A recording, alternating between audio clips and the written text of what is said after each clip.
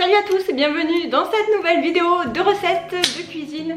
Alors aujourd'hui je vais vous préparer une pumpkin pie.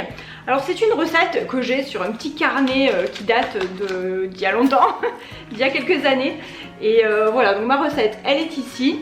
Je l'avais déjà faite avec de la butternut. Là j'ai une courge, enfin c'est un potiron, les grosses citrouilles d'Halloween là en fait. Que ma mère m'a filé, donc elle m'en a filé à peu près une bonne grosse moitié, enfin il y en avait vraiment beaucoup. Donc je vais la faire avec ça pour changer.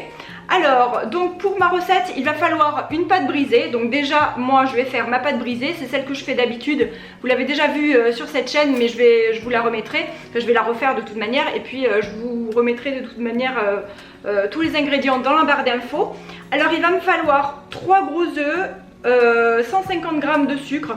Alors je vais réfléchir si je mets 150 g de sucre ou si j'en mets un petit peu moins, on va voir. Quoique là, celle-ci elle est peut-être moins sucrée que la butternut, donc peut-être que je vais quand même mettre 150 g de sucre. Ensuite il va falloir 50 g de beurre, 700 g de courge cuite. Alors là moi dans ma recette j'ai marqué butternut, là je vais utiliser donc de la courge normale. Je l'ai déjà préparée hein, en fait, hein. Je l'ai déjà cuite, je l'ai épluchée et je l'ai cuite à la vapeur. Donc là je ne sais pas combien il y en a, mais je pense qu'il y en a bien 700 g de toute manière. Bon, s'il n'y en a pas vraiment 700 g, c'est pas très grave, mais même à mon avis il y en aura même plus. Ensuite il va falloir des épices, donc vous mettez les épices que vous voulez. Alors moi je vais mettre de la cannelle, de la muscade, des 4 épices si j'en ai, je ne sais plus si j'en ai.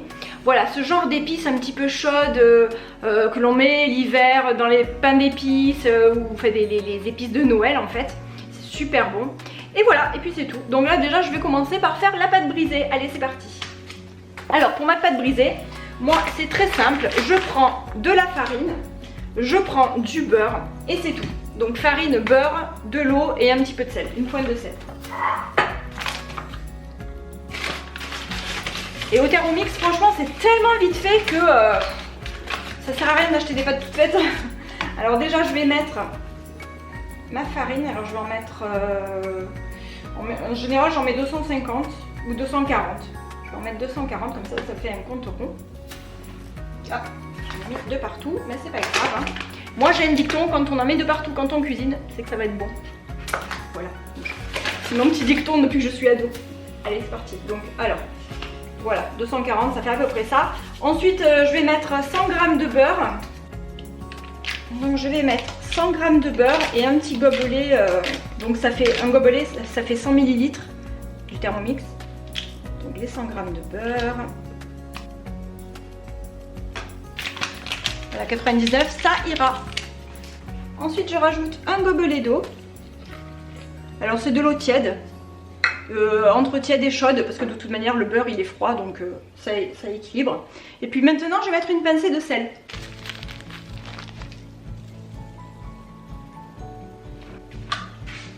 Maintenant je vais mettre le Thermomix en marche, donc à vitesse 5-6.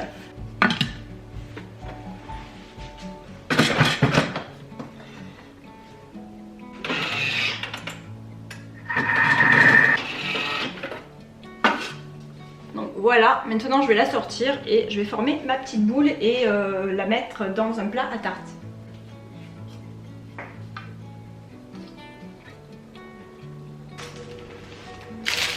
La tarte, je la mets dans, enfin la pâte, je la mets dans un papier sulfurisé avant de la mettre dans mon plat à tarte. C'est un papier dont je me sers, moi je m'en sers vraiment plusieurs fois. Donc je m'en suis servi pour faire du pain de mie en général, je m'en sers assez souvent. Jusqu'à ce qu'il soit vraiment plus bon, donc je ne vais pas en utiliser un seul avant de le virer. Donc voilà, je vais l'étaler et je vais la mettre dans le plat à tarte.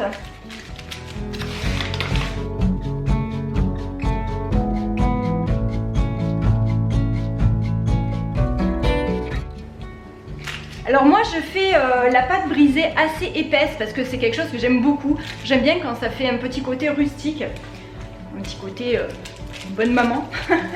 Voilà. Et donc c'est pour ça que j'en mets beaucoup. Après c'est vrai que vous pouvez faire juste 200 g de farine et en mettre beaucoup moins quoi. Ou même il y en a qui font même moins, ça dépend de votre moule aussi.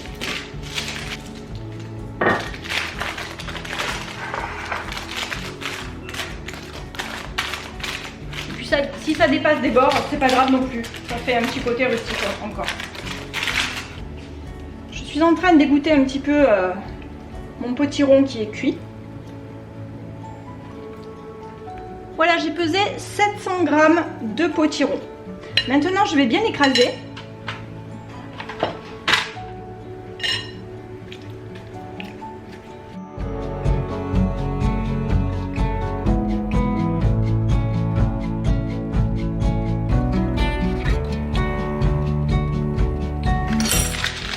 Je viens de faire du rafistolage de pâte.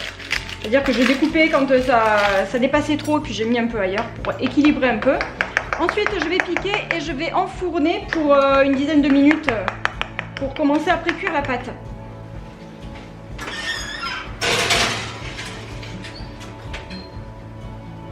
Ma courge est bien écrasée. Maintenant, je vais mettre 3 œufs à l'intérieur de mon saladier avec du sucre. Alors le sucre, moi je prends de la cassonade, je trouve que ça va vraiment super bien, le petit goût de caramel avec cette recette.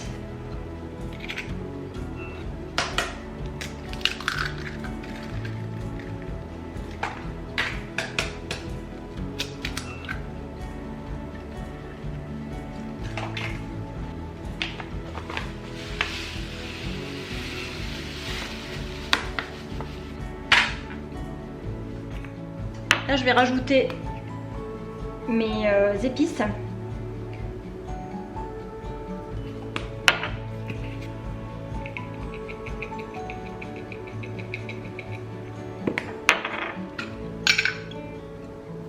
Quatre épices, j'en ai presque plus.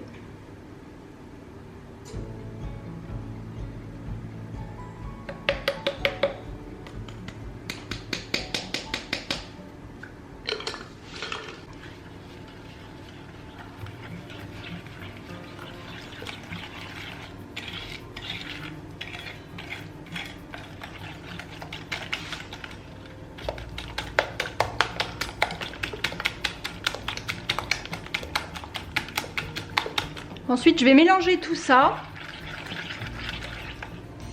à l'aide de ma cuillère magique. C'est vraiment génial. Un jour, je vous ferai une vidéo sur tous mes petits appareils préférés. Et ça, clairement, ça en fait partie.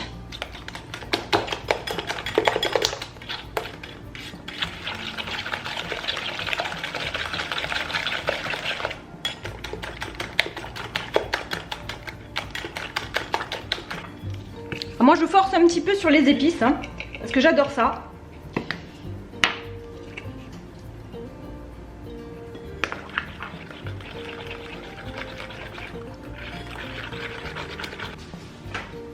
Je vais faire fondre au micro-ondes 50 g de beurre.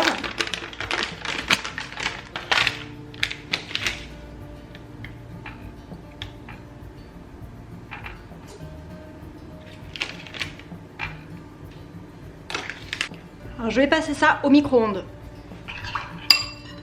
Alors maintenant, ce que je vais faire, ça y est, j'ai récupéré mon beurre fondu, hein, vous voyez, il est parfaitement fondu. Je vais le mélanger avec mon potiron. Alors si vous voyez que votre potiron est trop liquide, c'est-à-dire s'il y a trop d'eau à l'intérieur, vous pouvez le faire dessécher quelques minutes à la poêle. Ça marche très très bien, je l'ai déjà fait. Bon là, moi ça me va, hein, donc ça ira. Je vais rajouter le beurre fondu à l'intérieur.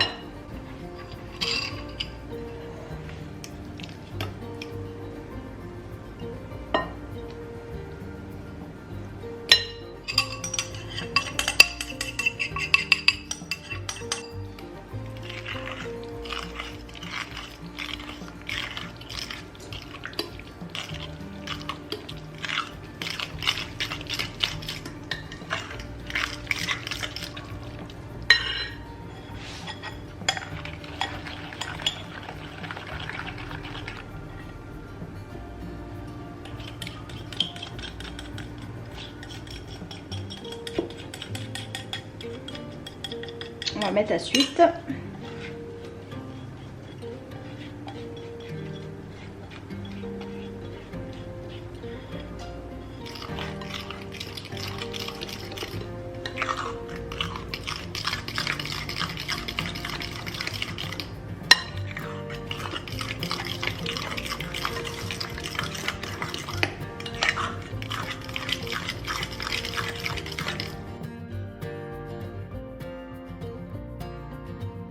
Ma pâte vient de sortir du four, elle est encore très très chaude. Je vais rajouter le reste dessus. Maintenant je récupère un petit peu de cassonade et je vais saupoudrer légèrement de cassonade au-dessus.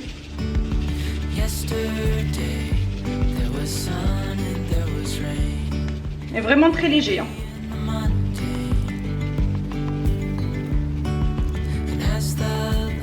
Et pour terminer, je viens de faire fondre un tout petit peu de beurre. Et pareil, je vais parsemer le dessus avec le petit beurre restant là. Hop.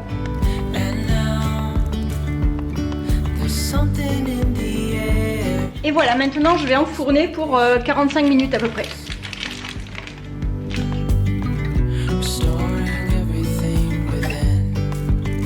Et voilà, la tarte est prête, ça embaume les épices dans la maison, le bonheur. J'ai préparé une chantilly maison à la vanille saupoudrée d'un peu de cannelle pour aller avec. Comment vous dire, c'est absolument délicieux.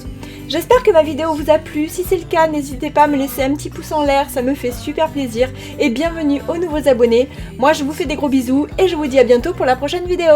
Bye!